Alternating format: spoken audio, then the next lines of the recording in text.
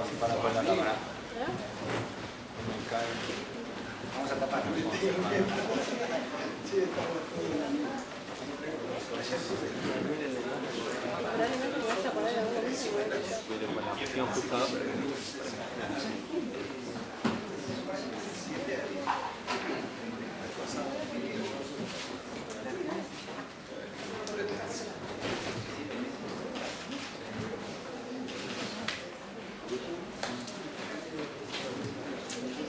Muy buenas tardes a todas, a todos. Bienvenidos acá al CIEP, al Centro Internacional de Estudios Políticos de la Universidad Nacional de San Martín y sede de la Maestría Latinoamericana en Democratización y Derechos Humanos. Hoy tenemos el gran honor de presentar y de poder escuchar una conferencia a Paul Clemens.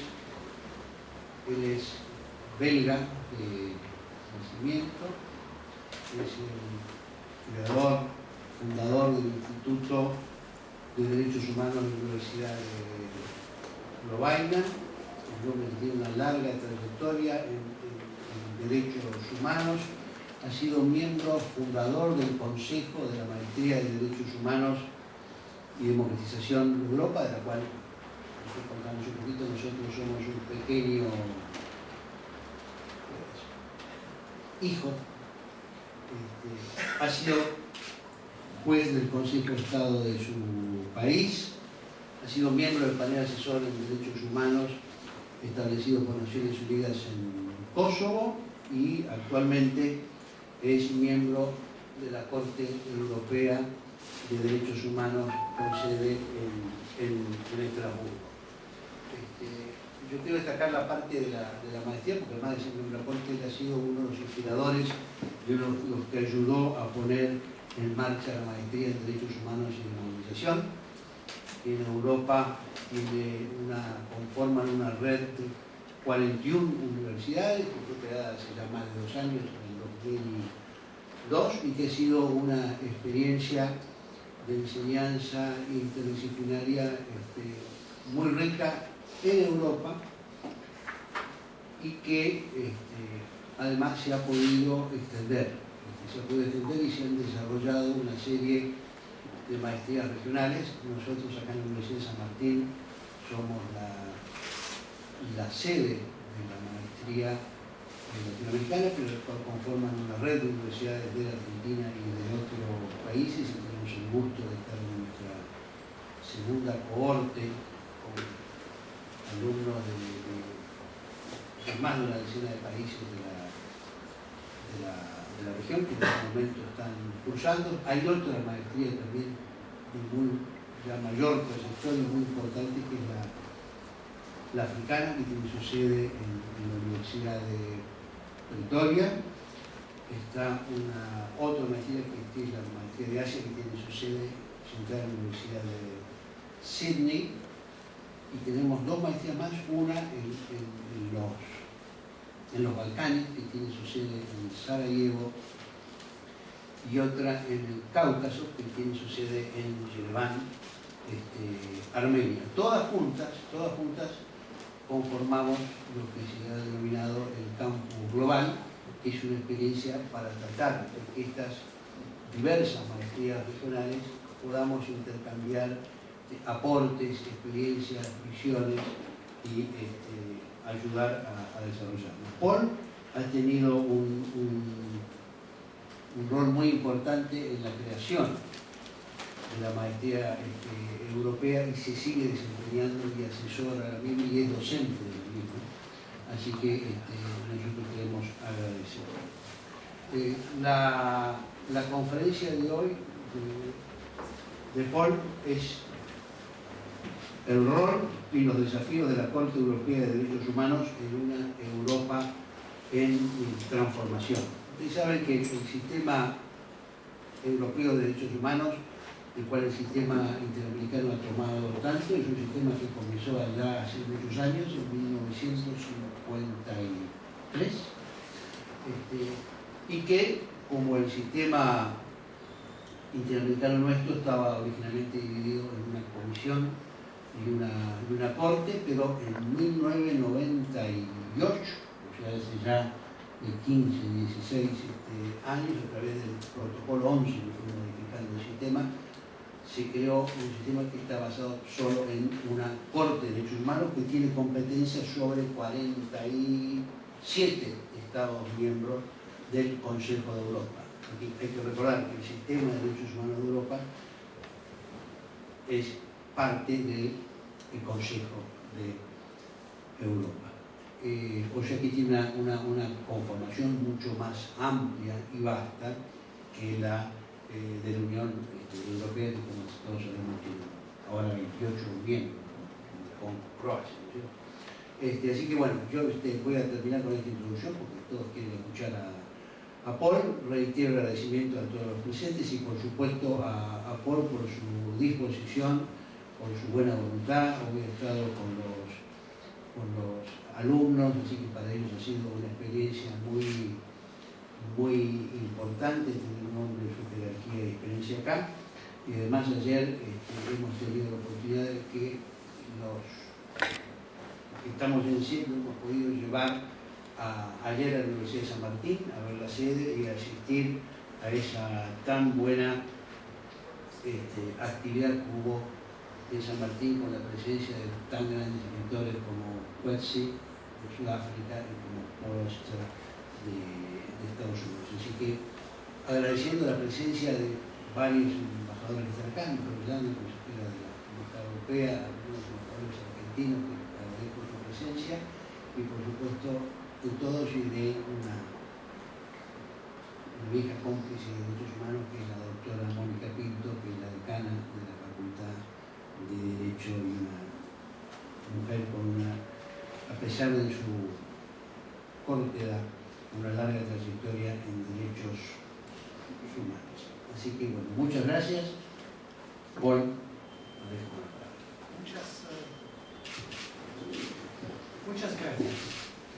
He preparado algo en español para comenzar. Estimadas señoras, estimados señores, me siento muy honrado de ser invitado a compartir con ustedes algunas reflexiones sobre el Tribunal Europeo de Derechos Humanos y agradezco a Jorge Tayana y Verónica Gómez por su amable invitación. Argentina es uno de los países del mundo en donde los derechos humanos ocupan un lugar importante en la agenda. Su país ha sido y sigue siendo un ejemplo para muchos estados que, como Argentina, tienen que afrontar su pasado de terribles violaciones de derechos humanos. Y Argentina también es un firme aliado y defensor de los derechos humanos a nivel internacional, un espacio en que no siempre es fácil encontrar defensores de los derechos humanos. Hace mucho tiempo estudié español, un idioma que me gusta mucho, pero desafortunadamente han pasado varios años y mi conocimiento del español ya no es lo suficiente como para que pueda hacer la presentación en español o después poder entrar en una discusión con ustedes. Por lo tanto, me gustaría continuar en inglés. Pido disculpas por este inconveniente y doy gracias a Verónica por su traducción. So I will continue now in English. I would like to add that I'm indeed very grateful that I can be here in the framework also of this maestria in human rights and democratization, and Jorge has explained also what our common links are with this whole idea of a world network of master programs in human rights and democratization. And for me it's a big pleasure to meet also the team here and the students that I have met this morning and to see how this idea is developing. Para el profesor Lemens es un gran placer participar de este evento en el marco de la maestría sobre derechos humanos y democratización para América Latina y ver cómo la idea que comenzó en Europa se ha extendido y trabajar más directamente con el staff y con el equipo de maestría.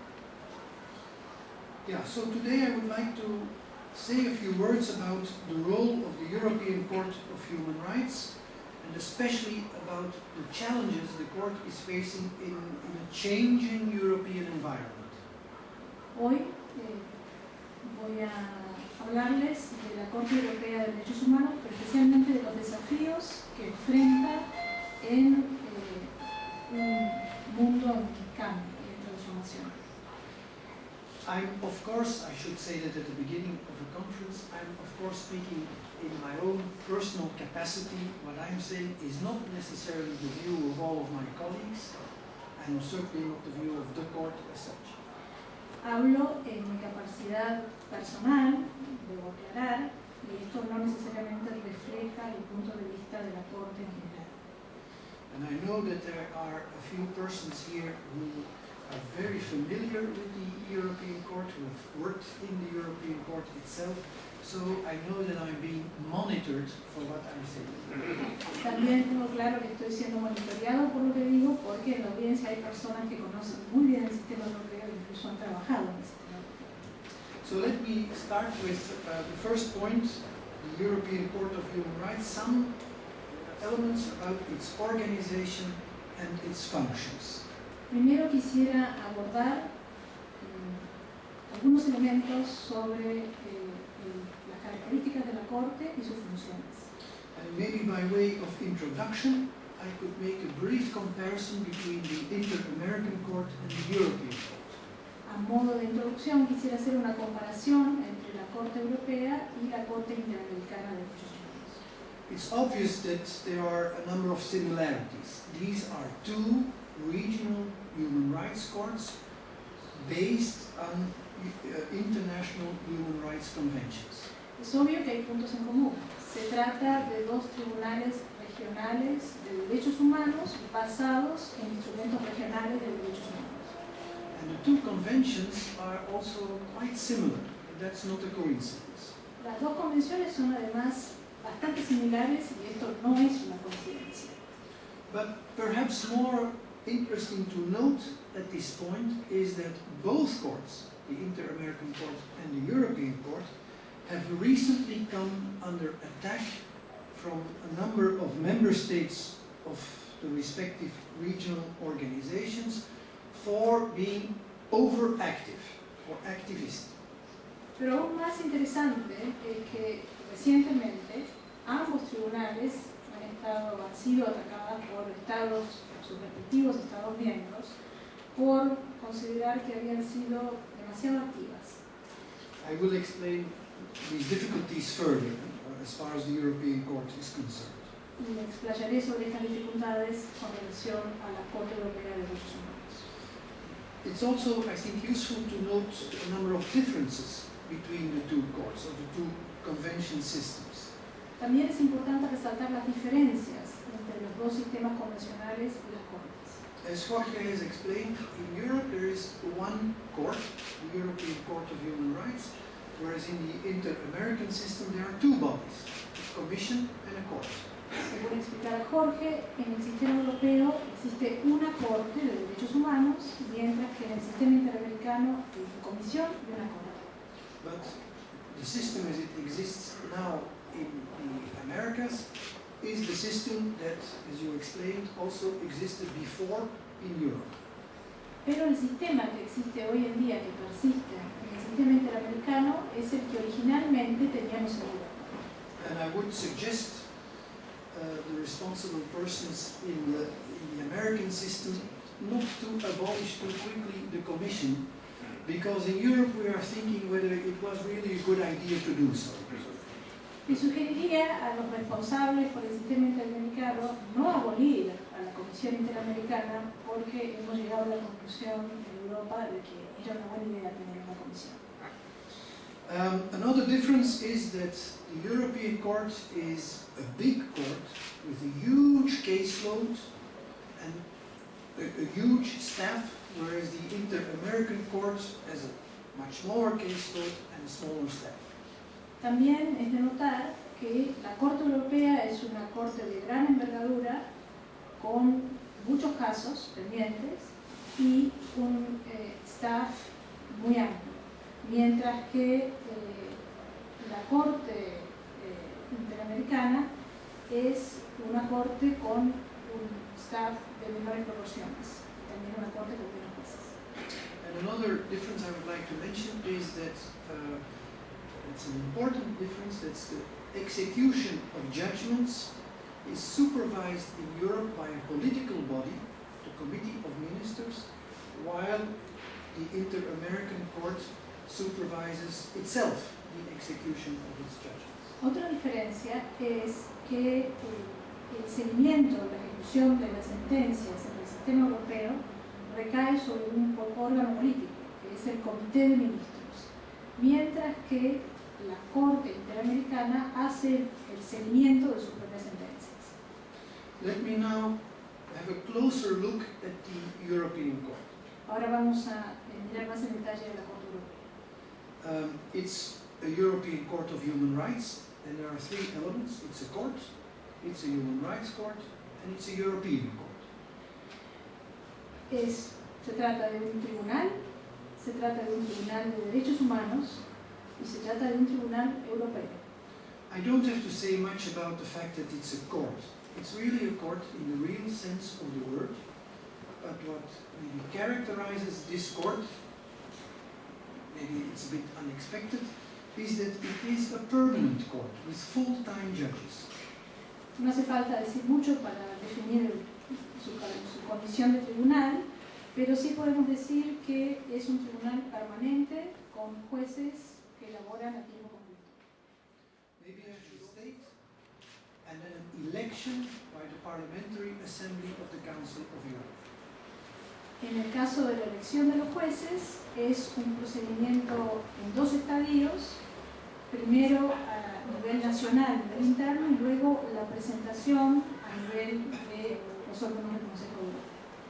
And so I think that we can say that the European Court is fully and democratically legitimized because we are elected by representatives of the people. Podemos decir que la composición de la Corte está enteramente y democráticamente legitimada porque es seleccionada por representantes del pueblo. There are 47 judges because there are 47 member states of the Council of Europe. Hay 47 jueces porque hay 47 Estados miembros del Consejo de Europa. But the court is much more than only the judges. There is a whole staff, a registry, in which there are about 300 lawyers who are working.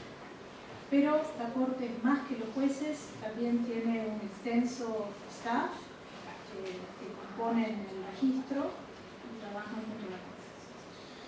Secondly, it's a human rights court. Segundo, es un tribunal de derechos humanos. The court deals with the responsibility of states, not with individual responsibilities.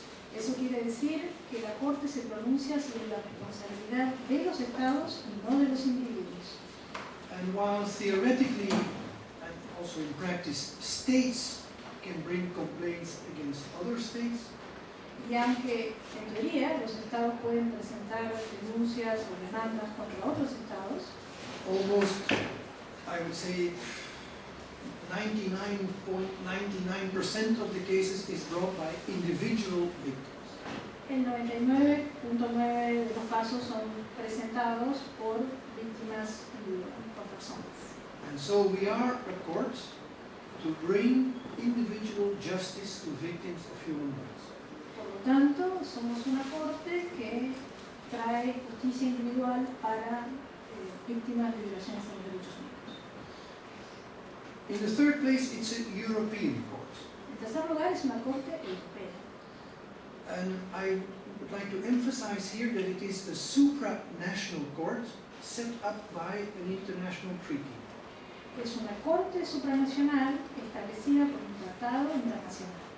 And here I would like to say supranational may give you the impression that it is something very high, very elevated, super, but El término supranacional parece transmitir la idea de que es algo supernatural, sobrenatural. I would like to be more realistic and say that we do not have a basis in a domestic constitution. Sin embargo, tenemos que ser realistas y la verdad es que no está basada en las constituciones globales de los Estados miembros. And we depend very much on the goodwill of the states. Dependemos de la voluntad de los estados. I'll come back to that because that creates a tension. Vamos a volver a esto porque esto genera tensión. As a European court, we are set up to interpret the European Convention on Human Rights in a way that applies for all of the 47 states of the Council of Europe.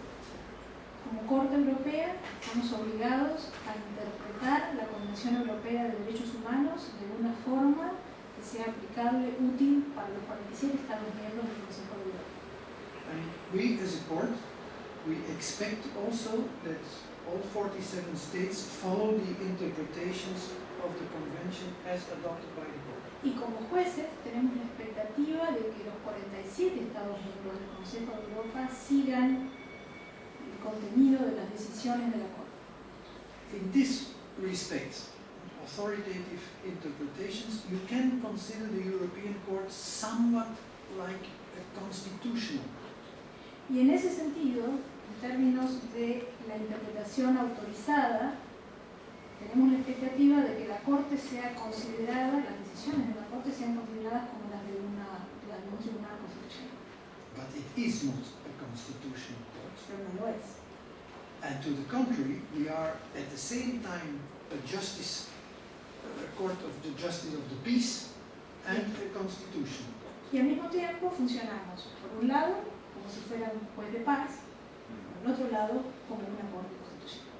And sometimes it's getting complicated for us to combine the two. Y muchas veces es muy complicado para nosotros combinar ambos aspectos. I would like to say a last thing about the fact that this is a European court. Un último elemento sobre su carácter europeo.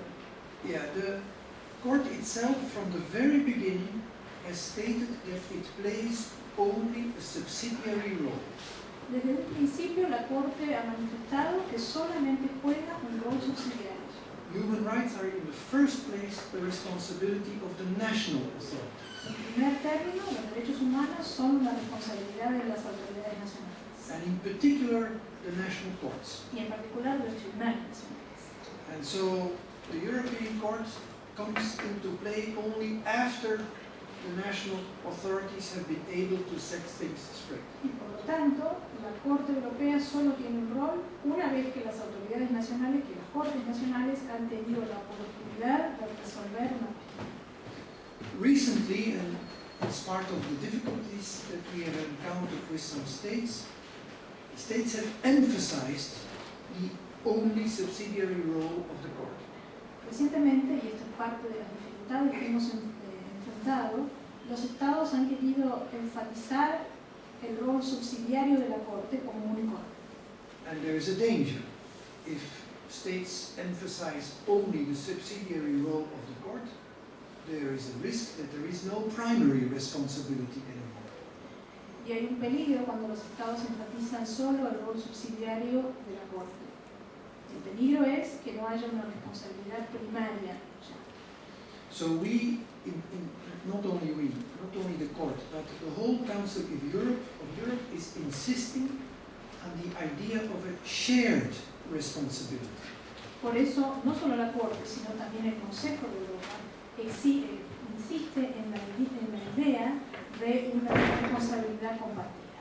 And while in recent years a lot of attention has been focused on the court, Y aunque en los últimos años ha habido mucha atención focalizada en la Corte, now the idea is it's time for the states to take up their responsibility and to set up national protection mechanisms. corresponde ahora a los estados asumir su responsabilidad y fortalecer los mecanismos de protección nacionales. Yeah, the subsidiary character of the European Court manifests itself in various ways.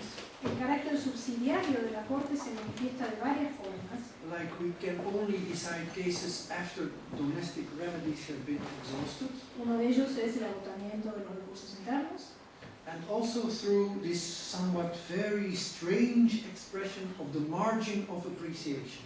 y también a través de la noción de la aplicación del margen de apreciación, Which basically means that national authorities in many areas of policies have the possibility of making choices within a margin. que se traduce en la posibilidad que tienen las autoridades nacionales de elegir dentro de ciertos márgenes. So the European Court is not saying you have to take just this decision, La Corte Europea no indica exactamente cuál es la decisión que deben adoptar las autoridades nacionales, but only checks whether the national authorities have not overstepped their margin. sino que establece, verifica si las autoridades nacionales han traspasado este umbral, si han transgredido este margen. And this means, in practice, that the European Court is very much applying a proportionality test. Esto quiere decir que, más que nada, la Corte aplica un test de proporcionalidad. States can go far in taking measures for policy reasons, even measures that limit human rights, as long as the effects remain proportionate to the aim pursued. Los estados pueden ir relativamente lejos por motivos de política pública, siempre y cuando, en términos proporcionales, no transgredan sus márgenes. Okay, let me turn now to the second point, some challenges for the European Court of Human Rights. Ahora vamos a pasar a los desafíos para la Corte Europea de Derechos Humanos. And there are a lot of challenges, but I would like to mention three of them. Hay muchos desafíos, pero quisiera mencionar en particular tres. The first one is the relationship between the court and the governments of the member states of the Council of Europe. El primero es la relación entre la Corte y los gobiernos de los países miembros del Consejo de Europa. The second one is the relationship between the European Court and the national courts.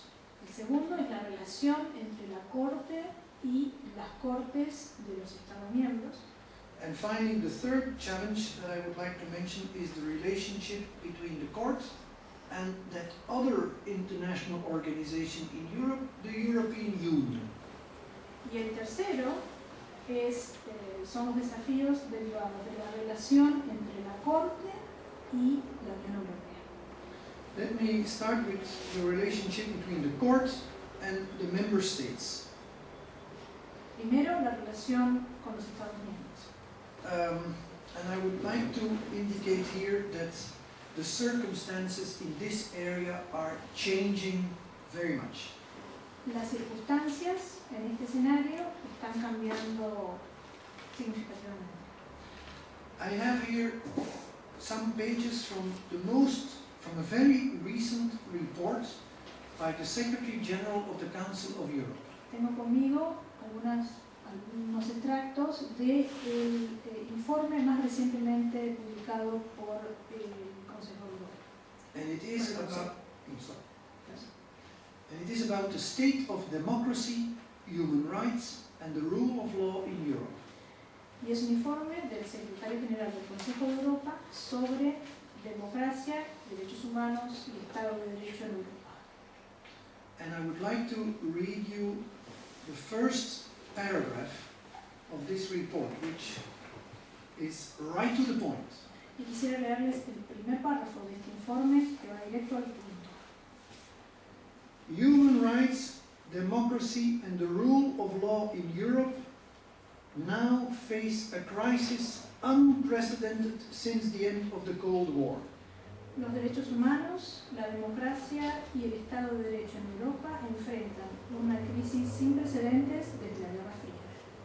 Serious violations, including corruption, immunity from prosecution, impunity, human trafficking, racism, hate speech, and discrimination are on the rise throughout the continent. Serias violaciones, incluyendo corrupción, racismo, discriminación, impunidad, tráfico de personas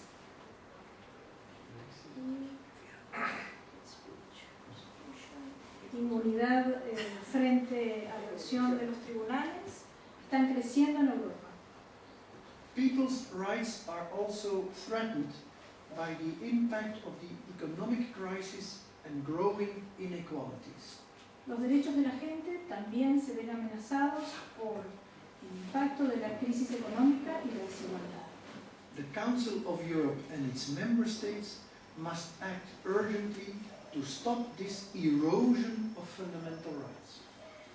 El Consejo de Europa y sus estados deben actuar para poner fin a esta erosión de los derechos fundamentales. That's not a very shining picture. Esa no es una imagen muy acogedora. And so in this context, states, or better governments, are becoming much more critical towards the European Court. En este contexto, los estados y los gobiernos están siendo mucho más críticos de la Corte Europea. The court should not be overly activist, and it should not unduly interfere with national policies. Consideran que la Corte no debe ser activa ni interferir con políticas nacionales. I could give a number of examples, but I would like to just indicate that there are two areas where the states are very sensitive to what the European Court is deciding. Hay muchos ejemplos, pero quisiera hablar de dos áreas en las cuales los estados son particularmente sensibles a las decisiones de la Corte. The first is the area of immigration and asylum, La primera es el área de inmigración y asilo, where governments have said the European Court of Human Rights should not become an asylum court for Europe. donde los estados han dicho que la Corte Europea no debe convertirse en una corte sobre asilo y refugio para Europa. We are not an asylum court, we know, No lo somos, lo sabemos, but the problem is that asylum seekers and immigrants are vulnerable people and that very often fundamental rights are at stake for them. pero los migrantes son muchas veces personas en estado de vulnerabilidad y por lo tanto requieren protección. And so the court has to keep sticking its nose in these matters. Y por lo tanto la Corte debe pronunciarse sobre estos temas. The second area where states are very critical is the whole area of social policy. La segunda área en la cual son muy críticos es el área de las políticas sociales. And that's understandable because a single judgment of the European Court, where the court finds a discrimination or whatever, can have a huge effect on the budget of the country. Y eso es entendible porque una sola decisión de la Corte, donde, por ejemplo, encuentra que hay una situación de discriminación, puede tener impacto a nivel presupuestario en los países. So imagine a number of very critical countries that at a given moment in time are confronted with the prospect of reforming the court. Entonces imaginemos un grupo de estados particularmente críticos que se encuentran con la posibilidad de reformar la Corte. This is what happened in a process that started in 2010. The court itself was very happy that the 47 member states of the Council of Europe decided to put in motion a reform program. La Corte en principio estaba contenta, bien dispuesta a un proceso de reforma que había sido puesto en marcha por los estados. And it all started very well. The idea was, let's help the court to deal with the 10,000s, 100,000s of cases that it has to dispose of. Y todo empezó bien. La discusión tenía que ver con cómo ayudar a la Corte a lidiar con su toque de 100.000 casos. And so there were 3 intergovernment conferences in 2010, 2011 and 2012, and the first one started pretty well. Entonces se llevaron a cabo 3 conferencias intergubernamentales en 2010, 2011 y 2012. In 2011, the states started to vehemently criticize the European Court. En 2011 los estados comenzaron a criticar a la Corte de manera vehemente. And this was something very new, unprecedented.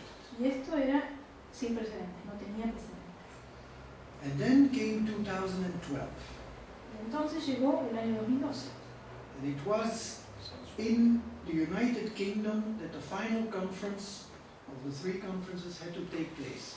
Y fue en el Reino Unido que tuvo lugar la última de las 3 conferencias. And at that time, the British government was probably the most critical of all governments of the Council of Europe. Y en ese momento probablemente el gobierno británico era el más crítico de todos los gobiernos del Consejo de Europa. A lot of documents have been leaked in the preparation of the conference, and it was clear that the United Kingdom government wanted to end the cycle of conferences with something that would weaken the court. Se filtraron algunos papeles durante la etapa de preparación de la conferencia en los cuales quedaba claro que se tenía la intención de culminar el ciclo de conferencias con algunas decisiones que debilitarían a la Corte Europea. But as soon as a number of other states became aware of that, and NGOs played a very important role in this, they started also to mobilize, and in the end the United Kingdom could not get what it wanted. Cuando se supo, algunos estados y algunas organizaciones no gubernamentales comenzaron a movilizarse y finalmente no se obtuvo este objetivo. So the end result is not bad for the court even, because there has been a confirmation of the importance of a system of European human rights protection. El resultado final no fue negativo para la Corte porque se confirmó la importancia de la existencia de un sistema regional de protección de los derechos humanos en Europa, But too much time had been lost to avoid the worst.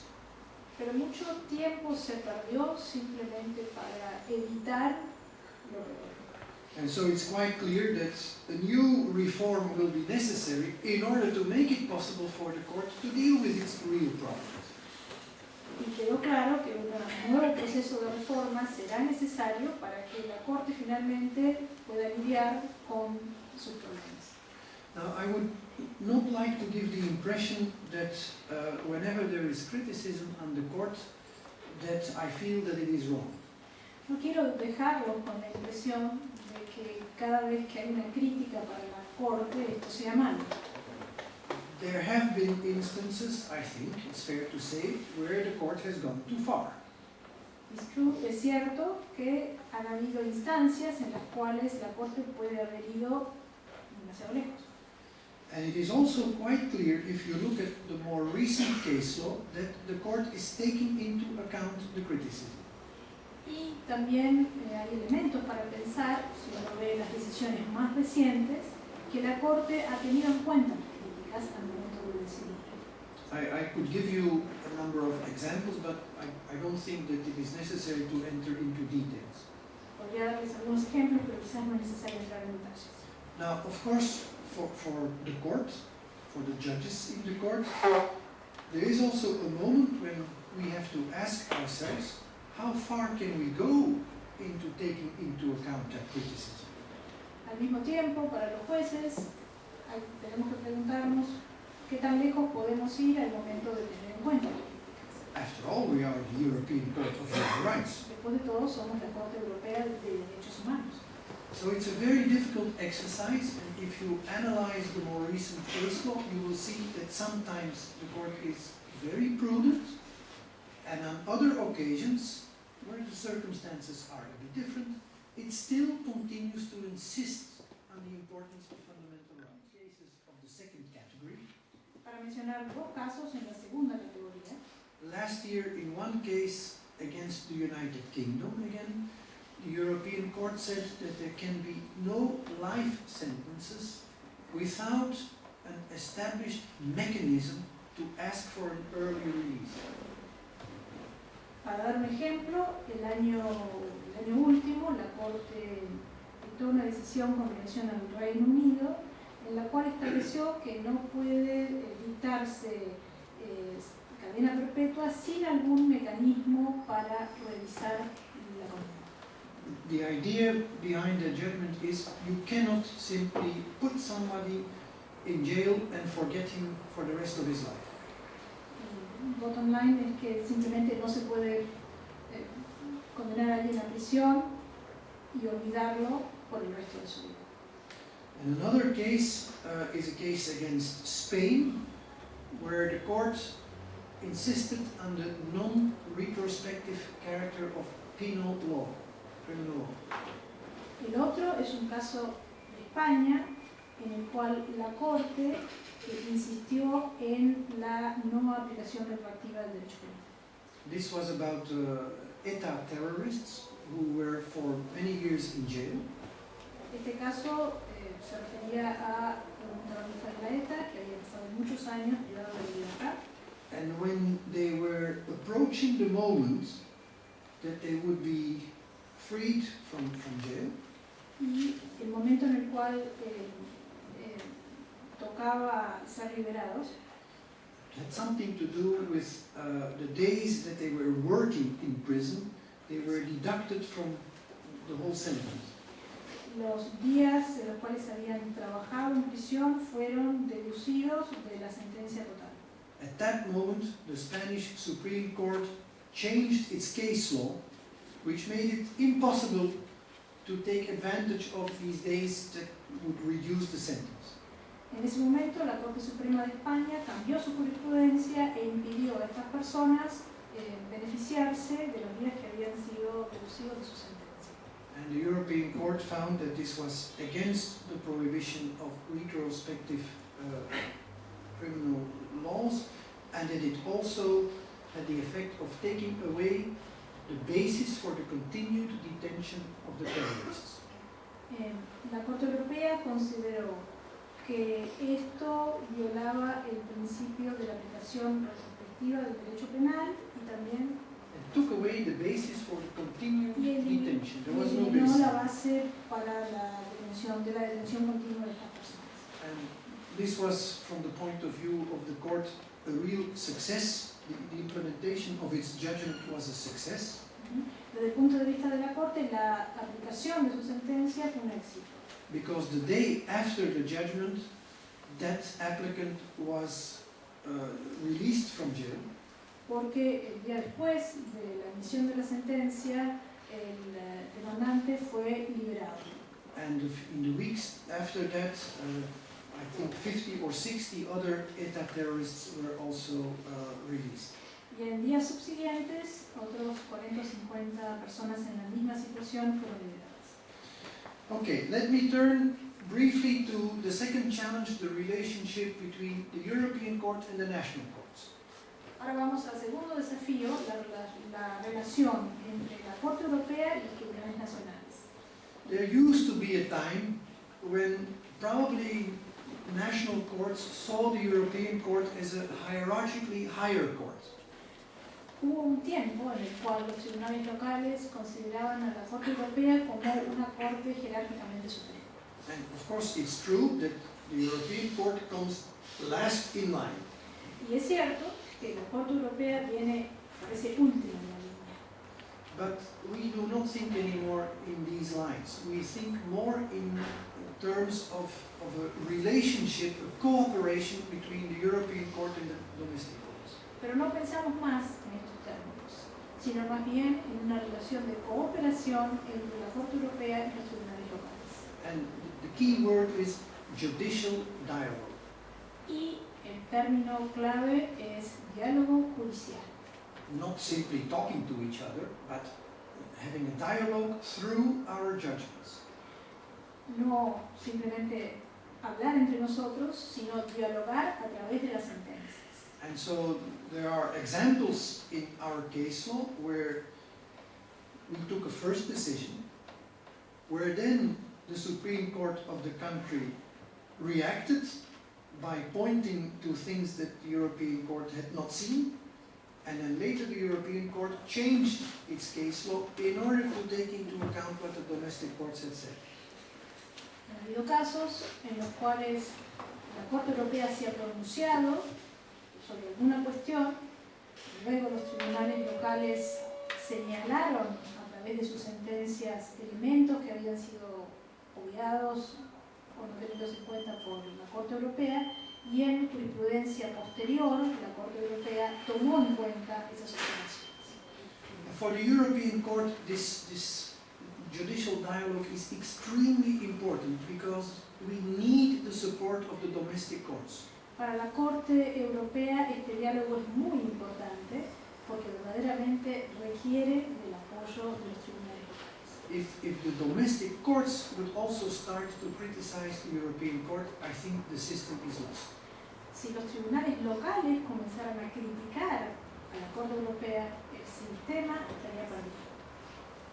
And so we all, as judges in the European Court, we are also asked to work on this judicial dialogue. Personally, I try to have a lot of contacts with my fellow judges in Belgium. Como jueces de la Corte Europea, a nosotros se nos pide que trabajemos en este diálogo judicial. Yo, como juez de la Corte, mantengo este tipo de diálogo con jueces en Bélgica. Let me turn to the last challenge, the relationship between the Court and the European Union. Hablemos ahora del último desafío, la relación de la Corte con la Unión Europea. The European Union, that is 28 member states, all of them also members of the Council of Europe. La Unión Europea tiene 28 Estados miembros que también integran el Consejo de Europa. And initially the European Union was a European Economic Community. Al principio, la Unión Europea era una unión económica europea. But it's now more about political cooperation. Pero hoy en día es más sobre cooperación a nivel político. And from a human rights point of view, a lot has changed with the acquisition of binding force of a document called the Charter of Fundamental Rights of the European Union. Y desde el punto de vista de la Corte de Derechos Humanos, mucho ha cambiado tras la entrada en vigor de The Charter of la Fundamental Rights. Carta de Derechos Fundamentales de la Unión Europea. Yeah. Which means that the Court of Justice of the European Union, which is based not in Strasbourg but in Luxembourg, Lo que significa que la Corte de Justicia Europea, con sede en Luxemburgo, is becoming also a human rights court. también se está convirtiendo en una Corte de Derechos Humanos. Explícita o implícitamente decidió que no se iba a reducir en sus esfuerzos ni en tomar lo que consideraba su rol, aunque implicaban riesgos, y movilizó o se movilizaron, sabiendo esto, distintas ONGs, estados, personas, defendiendo al sistema interamericano. Pero hubo una actitud de decir, no nos vamos a achicar frente a estos riesgos. We are not going to reduce our will, our role, our jurisdiction because we are running risks. And that was the attitude, esa fue la actitud. La cuestión, me pregunto, es si la Corte Europea está en condiciones de tomar esa misma actitud.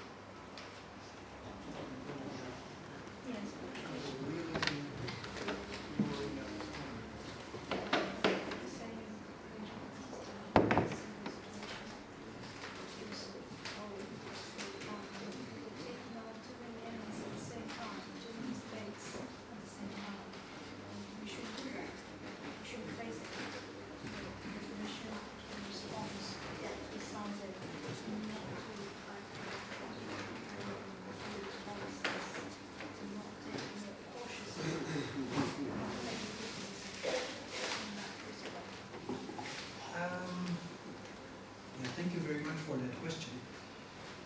I think that the European Court is taking into account reasonable and justified criticism and excluding unreasonable and unjustified criticism. There is a lot of criticism that has no basis in the facts. Criticism made for often domestic political reasons. It's easy to find somewhere an instance, a court in Strasbourg, and to put all the blame on that court. That is not something that is going to influence the court in its case law. But where there is genuine criticism, in good faith, by courts or by academics primarily, then the European Court is paying attention to it and may change its case law. But as I said, there is also a moment where we have to ask ourselves, can we lower our standards, or aren't we then not going beyond what is our task? We have also an obligation to uphold the standards of the European Convention, but not necessarily going too far. I don't know whether that is an answer to your question. We are, of course, also a court. I said it this morning also to the students. We are a court, and we are bound by very strict rules that apply to courts. So we are bound by the evidence that is being produced before us. We have to be very careful when we make general statements in our judgments. It should really be within the limits of the law and nothing more than that. And so maybe more than a commission is the court bound to act in a very careful way. La Corte Europea toma en cuenta críticas que considera razonables, y justificadas y formuladas en buena fe. Las que no toma en cuenta son las que considera en realidad están basadas en coyunturas domésticas y en razones de política interna de los estados que las hay. Esas son ignoradas. Lo más importante para la Corte no es cuidar de no reducir sus estándares, que la acción que se tome en respuesta a estas críticas no redunde en una reducción de los estándares. Al mismo tiempo, hay que tener en cuenta que es una Corte, no una comisión, y por lo tanto está limitada por las características del ejercicio de su propia jurisdicción como Corte, en cuanto a admisibilidad, consideración de la ley. Y solamente hay pocas instancias en las cuales puede hacer statements, afirmaciones de índole más general. Y por eso quizás su situación sea un poco distinta que la de una comisión. Sí. The criticism in the inter-American system today is very much linked to the knowledge that different countries have of the system and of the benefits of the system. So when you look at the process in the inter-American system, you see a gap between countries like Argentina that has benefited from the system and has proof in concrete laws, policies, even the eradication of impunity for crimes against humanity based upon the system. But there are many other countries that basically, in the discussion, either they don't have the knowledge of the system or they don't realize, or the people, the institutions don't realize the benefits. So how do you address those gaps? Because in the European system, it's ironic that the UK is one of the criticisms, because the UK and France were the models that we had in the 90s as the countries that did not criticize the system, even though they were the two countries with the highest amount of cases at that time. That's one thing, which is a strategy to make the people of Europe realize the benefits of the court. And the second question is, you say you are a court of justice, but at the same time you have 99% of inadmissibilities. So that poses a problem. Because when we had the discussions when Jorge was executive secretary, we had one famous judge that came and said, sooner or later, we will come as a court of emblematic cases. We will become a court of just picking and choosing emblematic cases that just the decision will become a guarantee of non-repetition, and other countries will. Because how do you address the role of court of justice of victims with 99% or 90% of those 100,000 cases that you declare inadmissible?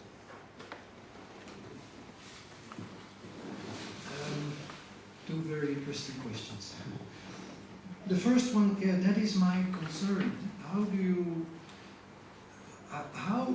it's not my role as a judge, but how should the people be convinced that human rights are still important for them? I think there is here a real task for NGOs.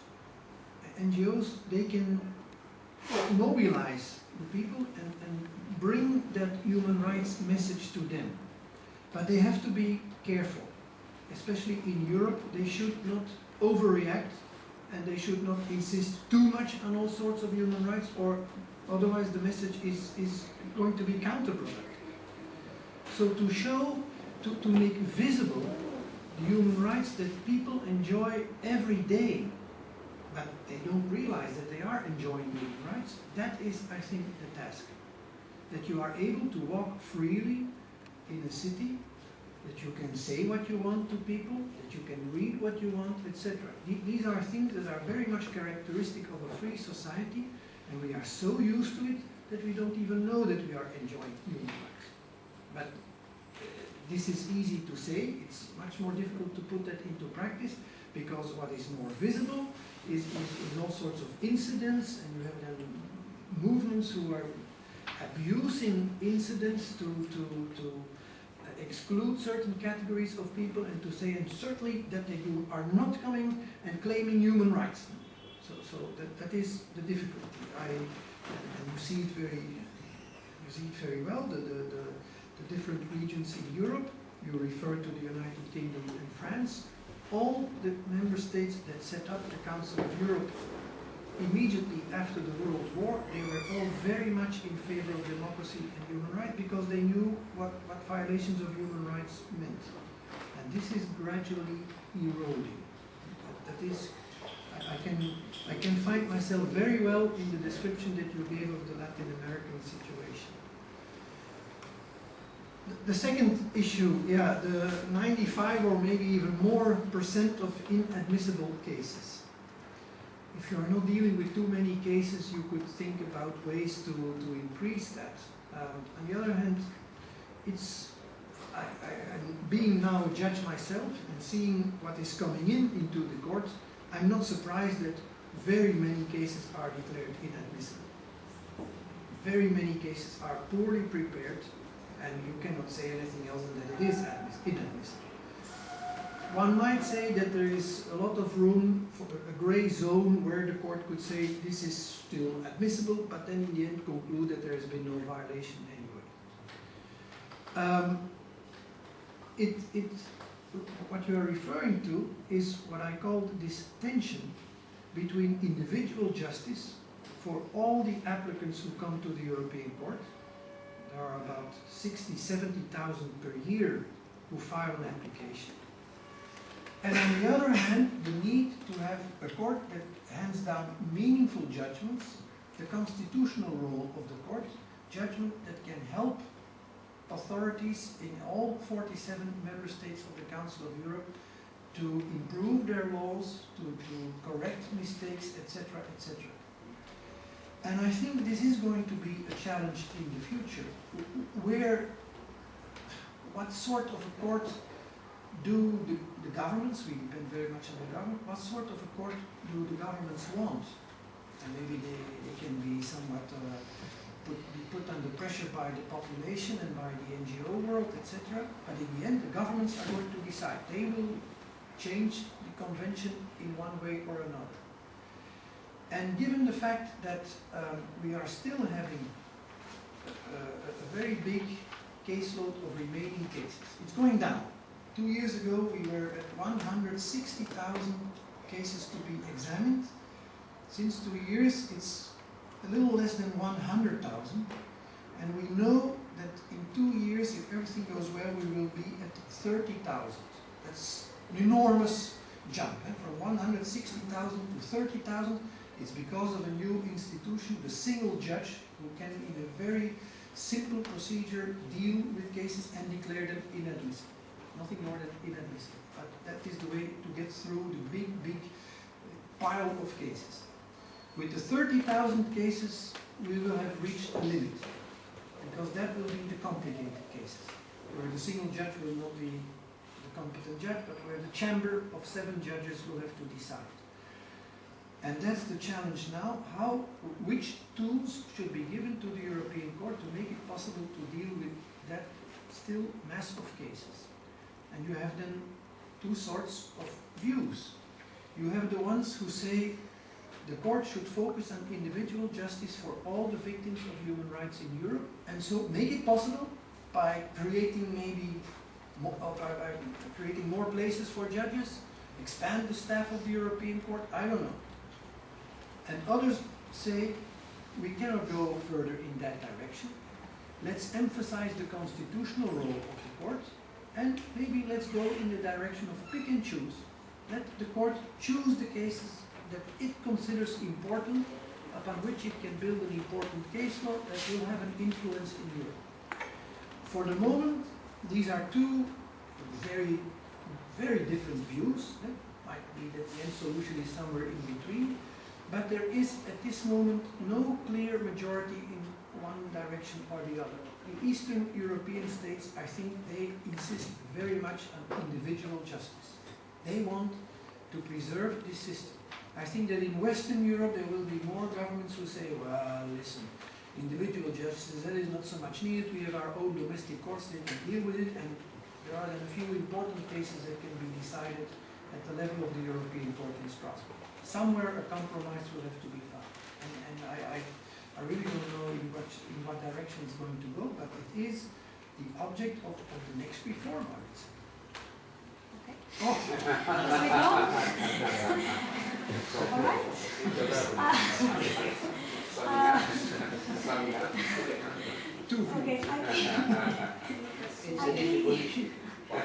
La pregunta es, son 2 preguntas muy importantes. La primera pregunta es cómo las personas, cómo la gente puede convencerse de que los derechos humanos son importantes para ellos.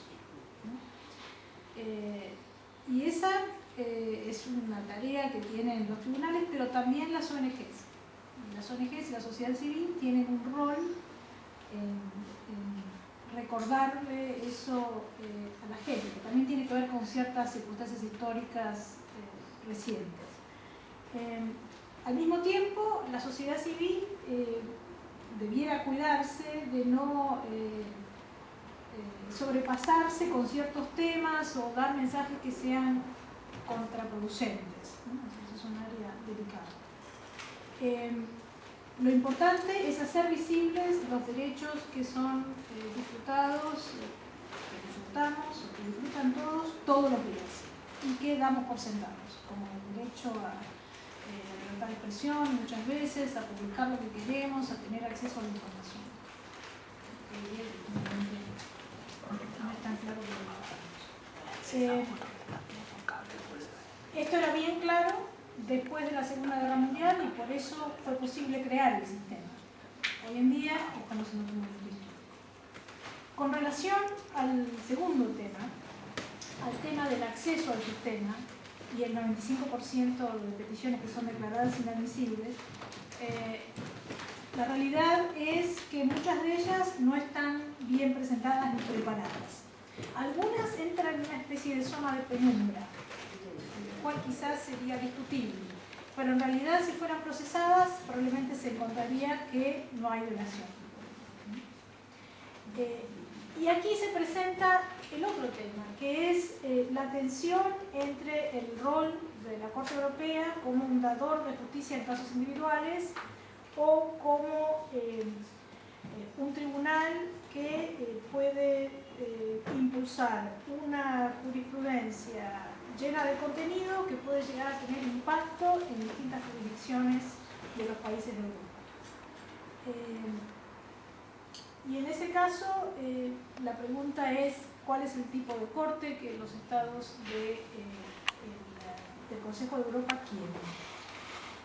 La verdad es que hoy en día la Corte tiene un backlog, un docket con casi 100.000 casos pendientes.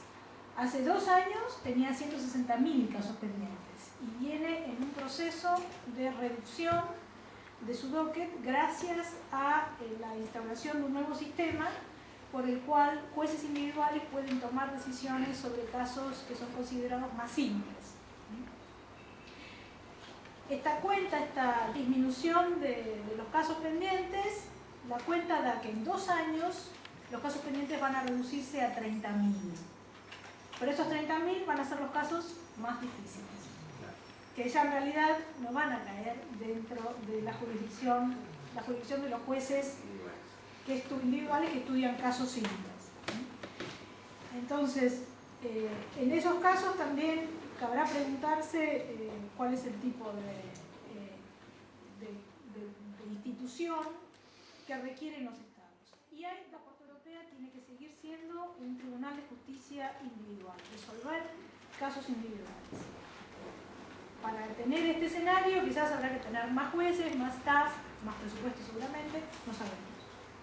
Y el otro escenario es enfatizar el rol de Corte Constitucional que tiene la Corte Europea y de construir esta jurisprudencia que puede tener impacto magnificado en los demás países de Europa.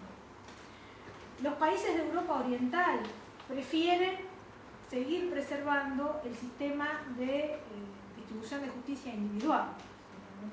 Necesitan la debilidad de su propio sistema judicial. Y la Europa Occidental no tiene tanto interés en ese sistema de adjudicación individual, sino que se volcaría hacia este otro sistema. Pero es una discusión que todavía no está definida.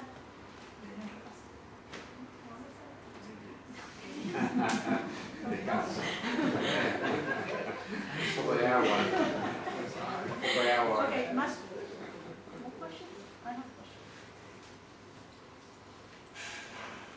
¿Puedo hacer una pregunta? Quisiera saber si pudieras hablar de algunos casos. Un caso me pareció muy interesante que salió este año, un caso creo que sobre Italia, sobre el derecho de un hombre casado a llevar el apellido de su mujer. No, el derecho de los padres a ponerle el nombre de la madre a un hijo recién nacido. Es un fallo reciente de la Corte Europea y quisiera saber si podés comentar un poco sobre este fallo porque creo que es muy interesante en términos de su posible impacto cultural. Y después si podés decir algo sobre extraordinary renditions, sobre la jurisprudencia, sobre las rendiciones extraordinarias en el marco de las políticas que se impulsaron después del año 2001 para combatir el terrorismo.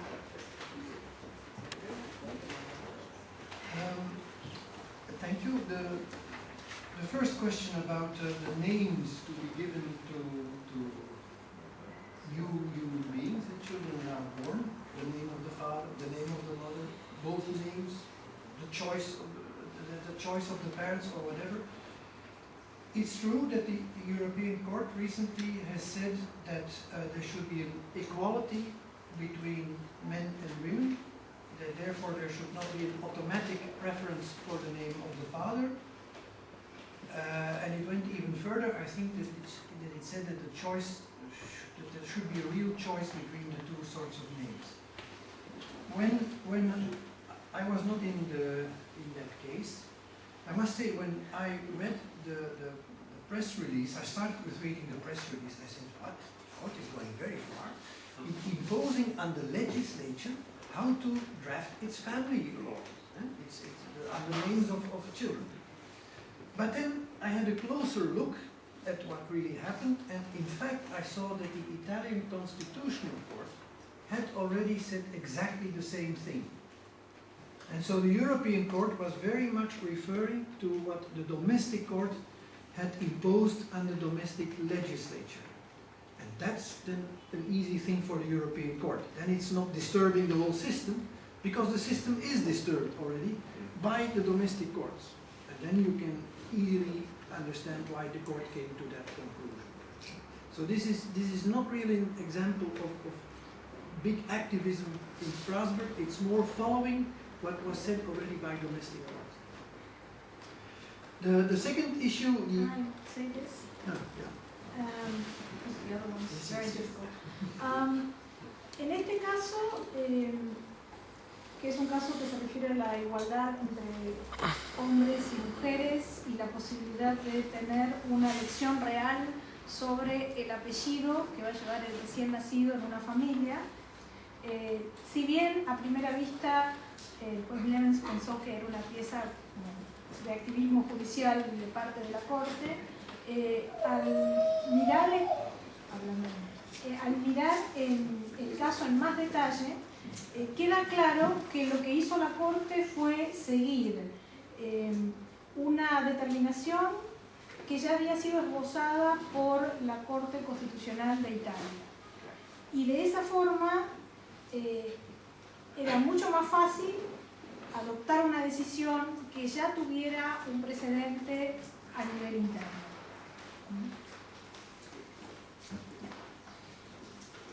The second question about the extraordinary renditions, you are touching there upon a real and a big problem of human rights. It's about people who suddenly are disappearing, and afterwards maybe one finds out that they have been sent to another country where they can be tortured and where very useful information can be got out of them. The problem with these cases is the establishment of the facts. Everything happens without witnesses, and everything is kept secret, deliberately kept secret. The problem of extraordinary renditions has been brought into the public, I would say, thanks to a report of the Parliamentary Assembly of the Council of Europe, which started to investigate what had happened in a number of European countries.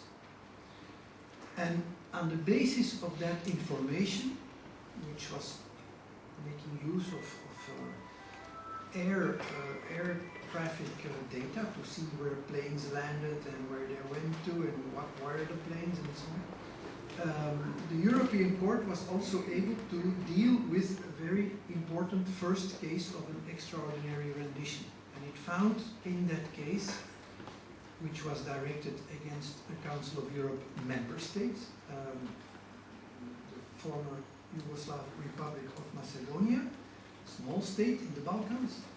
The court found that there were numerous violations of human rights. The right to be free from torture, freedom from arbitrary detention, whatever, you name it, almost all human rights were violated. And it's good that I think the European Court put that in an important Grand Chamber judgment. What is a bit awkward about the whole situation is that the respondent state was Macedonia, with a government that was not really imposing or, let's say, determining its own policy in the matter and executing its own policy. It's quite clear that there was a much more important third state behind that, which is not a member state of the Council of Europe and which cannot be held accountable.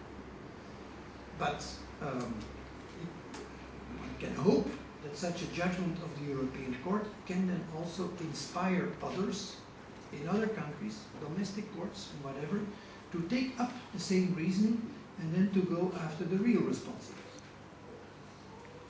Okay.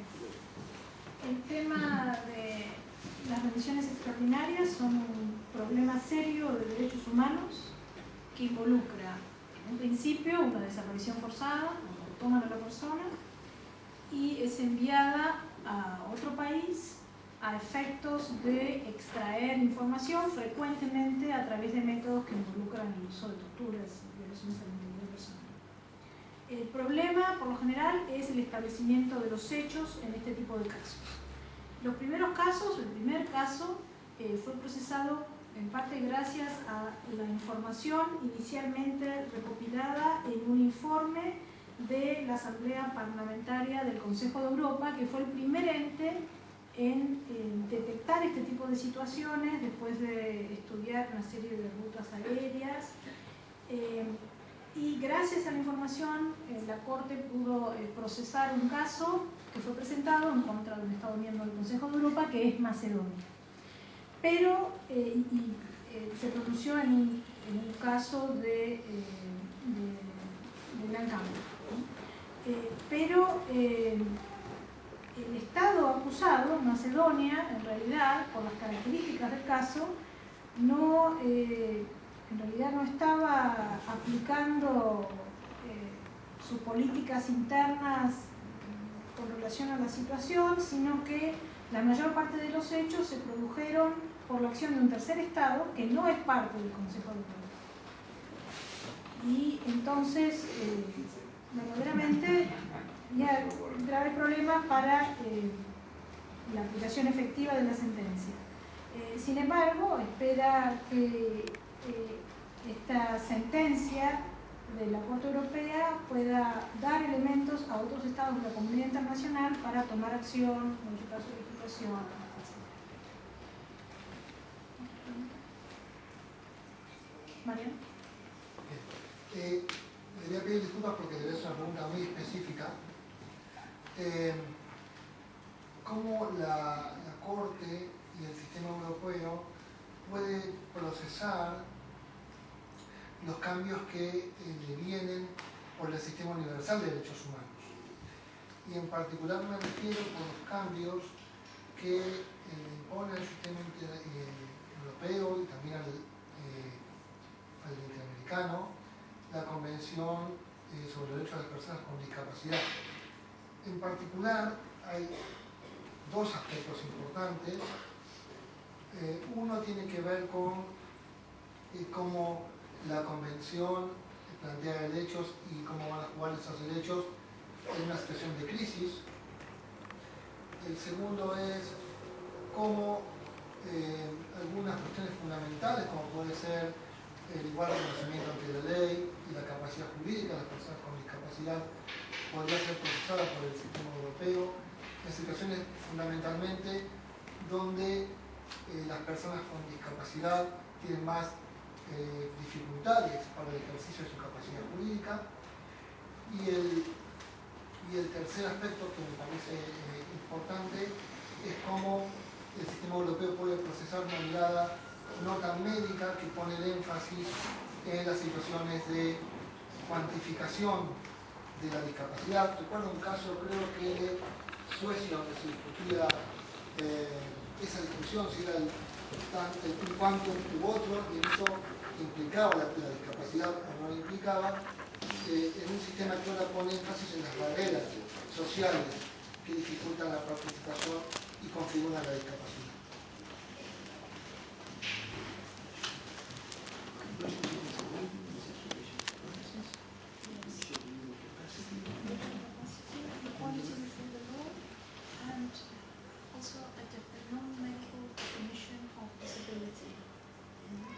because that's the difference with the UN Convention and previous instruments of disability. How do you define a disabled person? The UN Convention is old, the legal constitution. So the question is, how do you integrate the UN Convention? Yeah, thank you very much for these questions. The Convention on Persons with Disabilities is indeed a UN convention. European Union is also a party to that convention, but it is not as such something for the European Court of Human Rights. We cannot apply directly the provisions of that convention. People cannot complain to us about a violation of the rights in that convention.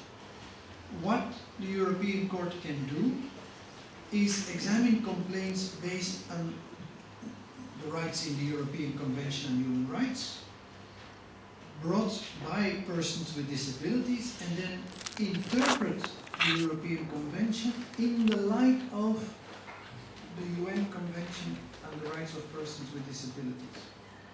And I expect that that will also happen more in the future.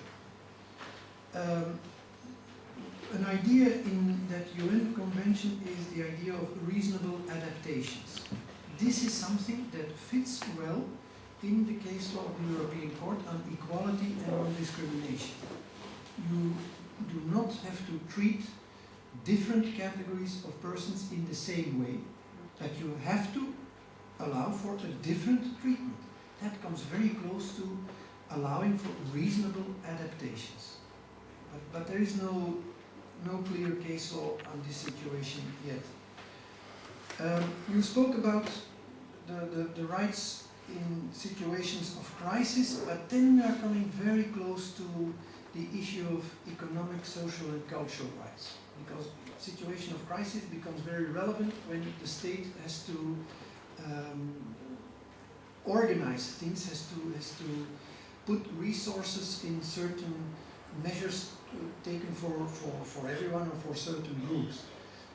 The European Court has some case law on that, does not exclude that the European Convention on Human Rights also implies such positive obligations, as we say, but I think that this would be much more something for the European Committee on Social Rights, which in Europe operates under the European Social Charter. And there you would have these problems, including problems specifically arising in situations of crisis.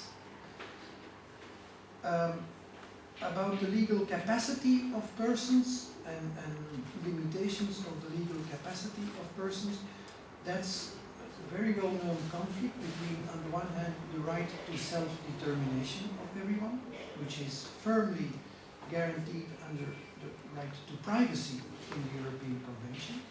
We adopt a very wide interpretation of the notion of privacy. And on the other hand, the duty of the state to protect. And the state may, maybe too easily, say it's necessary to take away legal capacity in order to protect the person. I think that the case law of the European Court is very much insisting on the need to respect the right to self-determination and take away legal capacity only if there are very good reasons for that. The principle is clearly in the sense of people should be able to continue to do what they do, what they can do, and you should not limit their capacity. Finally, about the question, how do you measure disability? This is not something for our court. We will not deal with such an issue.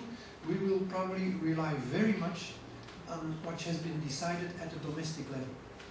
If the domestic authorities decide that they choose method A, and if it is not completely unreasonable, the European Court will rely on that. If another domestic authority says we will rely on method B, and that is not unreasonable, then it's going to be fine for the European Court too. This is not something where the European Court, I think, will very quickly say only one system is the right system. This is something to do with the margin of appreciation.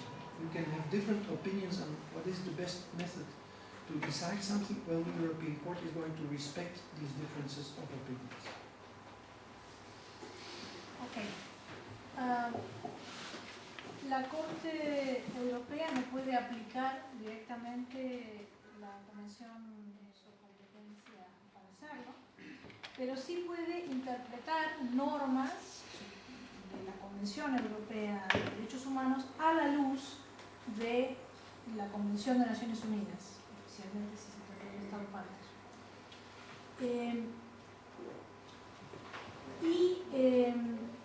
Is there a case law on reasonable adaptations? It's not yet case law, but they're starting to develop. Y la noción de las adaptaciones razonables para personas que están en distintas categorías está en vías de entrar en la jurisprudencia, pero todavía no tenemos casos específicos. Con relación al tema de la crisis y el impacto en las personas con discapacidad,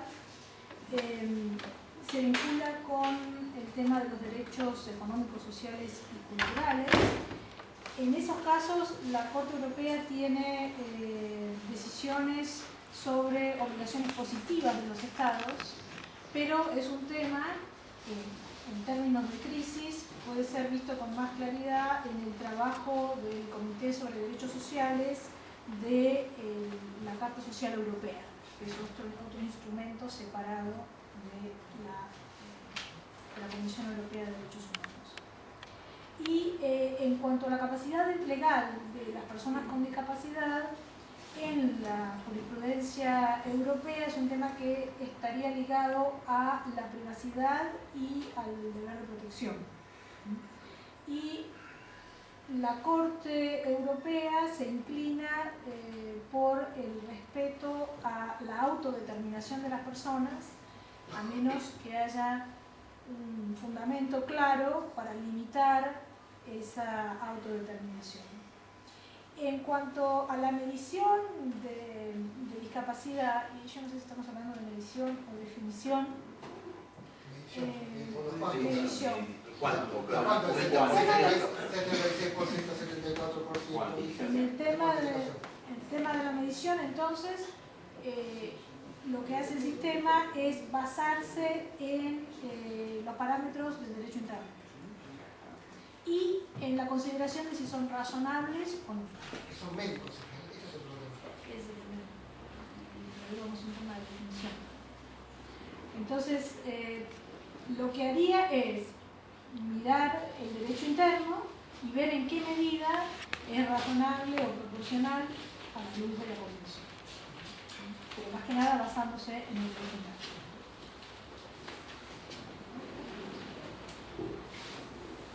Bueno, creo que hemos hecho una buena jornada. Quiero primero agradecerles a todos ustedes por la presencia, por la participación y por supuesto agradecerles al profesor por su conferencia y por su disposición y su realidad para contar. Gracias, Paul. Estamos muy contentos y creo que tenemos que despedir con buena presencia.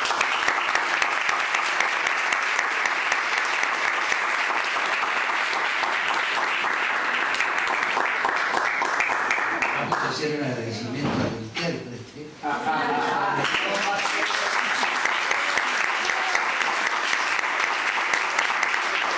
Fue una buena intérprete, pero tuvo un desafío especial que fue tratar de lograr cierta capacidad de síntesis. Es como una respuesta de 10 minutos, así que esa me parece una felicitación especial. Y ahora vamos a hacer un pequeño vino de honor, así conversamos y disfrutamos que esta es la tierra.